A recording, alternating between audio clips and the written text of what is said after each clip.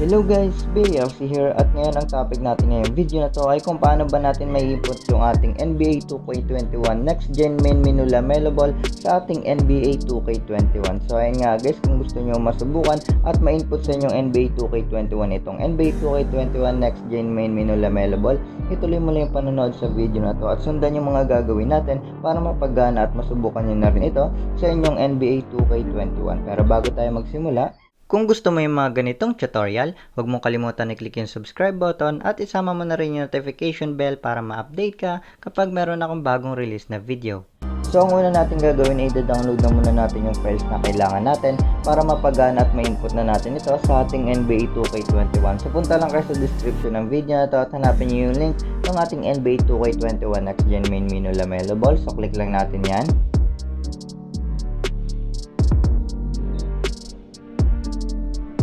So, pag-click nyo ng link, mapunta tayo dito sa livedesktop.com. So, antayin lang natin lumabas yung continue. So, i-click lang natin yan kapag lumabas na.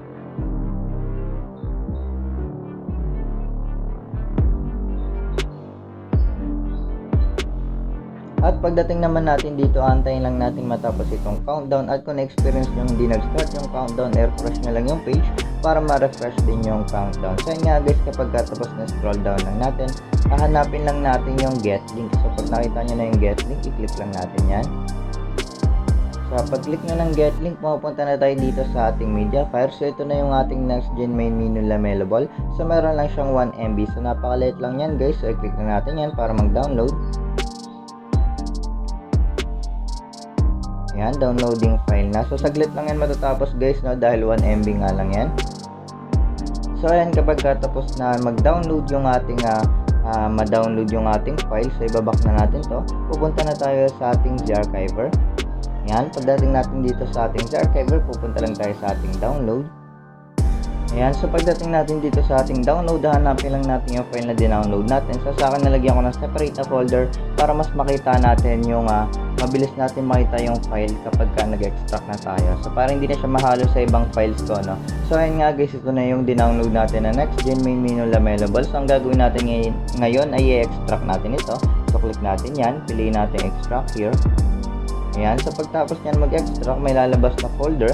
So nandyan na yung ating mga files na sa loob ng folder niya. So ang gagawin natin ngayon, i-input natin ito sa ating OBB nung ating NBA 2K21. So kung wala pa yung NBA 2K21 APK at OBB, so i-check nyo na lang yung previous video kung paano makapag-download at makapag-install nitong ating NBA 2K21 mod, no? So naka-install na nga yung ating NBA 2K21. So ayan guys, sa pinakadulo. So balik na tayo sa ating Zarchiver.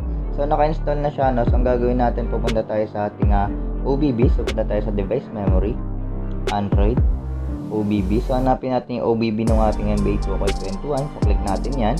Ang gagawin natin ngayon ay gagawin muna natin zip file yung ating OBB, no? So diinan natin yan, piliin natin rename, dagdagan natin ng .zip, click natin yung OK, refresh natin, at magiging zip file na nga yung ating OBB. So ngayon babalik tayo sa ating download. So click na lang natin itong pinakataas para mas mabilis. Punta tayo sa download. So select ko lang yung aking folder. Ayan, so ang gagawin natin ngayon ay ililipat na natin sa ating OBB itong files natin, no? So click natin yung folder natin.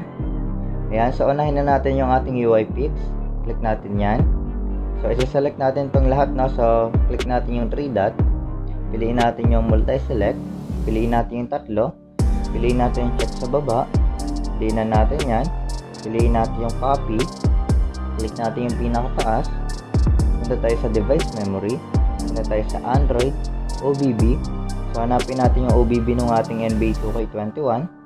Ayan, so ito yung OBB na ginawa nating zip file. So click natin yan dahil dito natin i-paste yung kinapi natin na file. So punta tayo sa UI pics. Ayan, at i-paste na nga natin yung files na kinapi natin. So click natin yung green icon. So ayan nga guys, kapag natapos na mag-paste yung ating UI pics, click lang natin ulit yung pinakataas. Pabalik tayo sa ating download. Balik tayo dun sa aking folder. Ayan, so balik nga tayo sa ating Next Gen main menu folder. So isusunod naman natin yung ating UI XML. So click natin yan. So isa lang yung laman yan, no guys, yung main menu iPad. So diinan na lang natin yan. Piliin natin yung copy. Click natin yung pinakataas. Punta tayo sa device memory, Android, OBB. So sa ating OBB ng NBA 2K21, so ito na yung OBB na ginawa nating zip file. So click natin yan. Punta tayo sa UI XML at dito ipipaste na natin yung main menu na kinopy natin. So click lang natin green icon.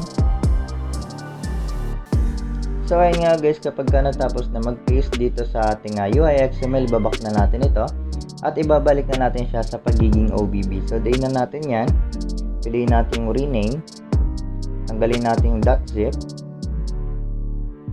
click natin OK, refresh natin at babalik na siya sa pagiging OBB. So kapag natapos na natin itong steps na to, is pwede na natin kaagad i-open yung ating game. Save back na natin to.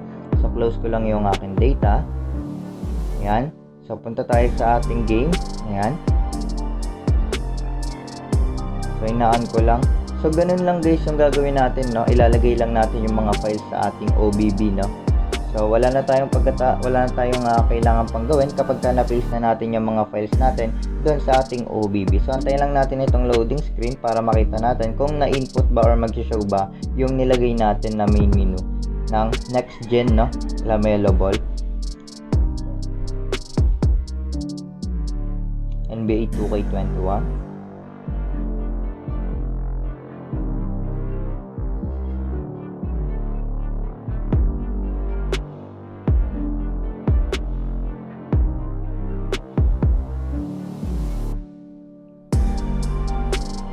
So ayun nga guys, ito na yung ating NBA 2K21 next gen main menu Lamelo Ball. So nag-show siya, no.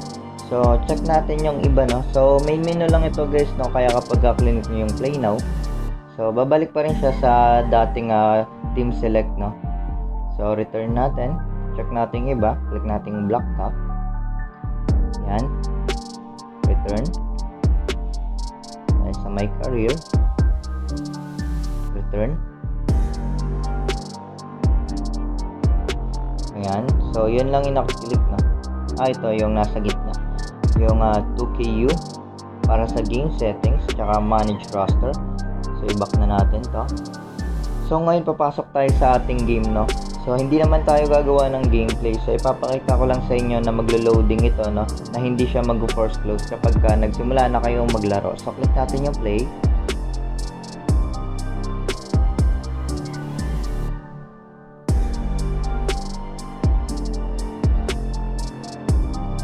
So ayun nga guys, nandito na tayo sa ating game. So skip na natin to. So pumasok tayo dito sa ating game para mapakita ko sa inyo na hindi magka-crash or mag-force close itong ating game pagkatapos natin mag-input ng ating NBA 2K21 next gen main menu Lamelo Ball. So ayun nga guys, ibabak ko na to. So hindi tayo gagawa ng gameplay, no. So click na natin. Ayan. So ngayon nga guys, kung gusto nyo nga masubukan at ma-input ito sa inyong NBA 2K21, so check nyo na lang yung ginawa natin, no. So i-back nyo na lang doon at sundan yung mga steps na ginawa natin. So ayun nga guys, dito ko na ikakat itong video na to. Kung nakatulong sa inyo itong video na to o nagustuhan nyo itong video na to, huwag nyo kalimutan mag-iwan ng like, mag-subscribe at isama nyo na rin yung notification bell para lagi kayong updated kapag meron akong bagong release na video.